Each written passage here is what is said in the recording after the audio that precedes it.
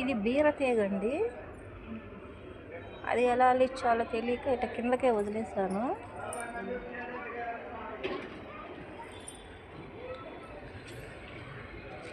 ఇదిగోండి చూడండి, చిన్న బీరకాయ వచ్చిందండి. ఇక్కడొకటి, ఇక్కడొకటి.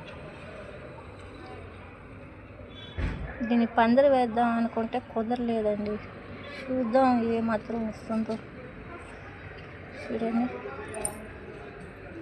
4 గింజలు అయితే వేసానండి. ఇది నాటు బీరకాయ. ఇక్కడ కూడా ఒకటి తీగ.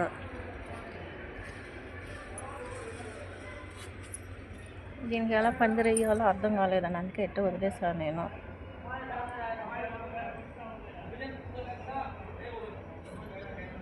చూద్దాం ఇది పెద్దది అవుతుందో లేదో చూస్తానండి.